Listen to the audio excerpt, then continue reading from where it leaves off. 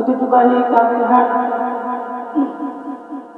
ইত্তেহাদুল উলামা পরিষদ কর্তৃক আয়োজিত আজকের মাহফিলে উপস্থিত সম্মানিত উলামায়ে কেরাম, ওলামায়ে আযম, সরদারে অবস্থানরত আমার সম্মানিত মা ও বোনেরা, সর্বপ্রথম ওই মহান রব্বুল আলামিনের দরবারে শুকরিয়া আদায় করি যে মহান রব্বুল আলামিন আমাদের আপনাকে এই ফিতনার জামানা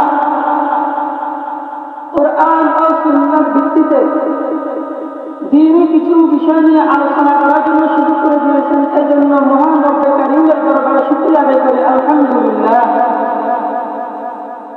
আল্লাহ রাব্বুল আলামিন বলেন, লাইন শাকারতুম লাযীদান্নাকুম ওয়া লাইন কাফারতুম ইন্না আযাবি লাশাদীদ।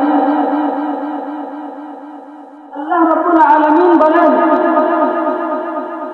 আমার কোন বান্দা যদি আমার নিয়ামতের শুকর আদায় করে, আমি আল্লাহ তার নিয়ামতকে আরো বৃদ্ধি করে দেবো, আরো বাড়াইয়া দেব।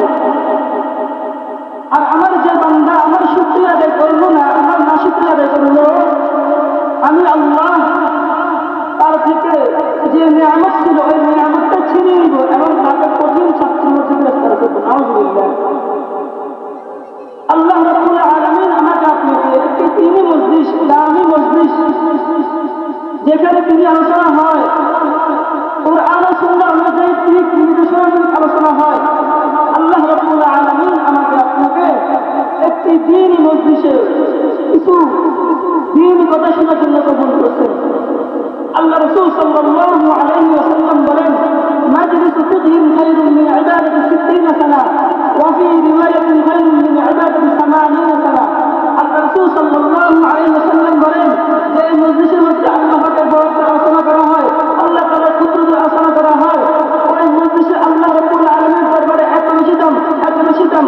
আল্লাহ তাআলা বলেন ওই মজলিসে যে বান্দা শুরু থেকে শেষ পর্যন্ত থাকবে, আল্লাহ তাআলা তার জিন্দেগীর সমস্ত গুনাহ খাতা মাফ করে দেবে। সুবহানাল্লাহ।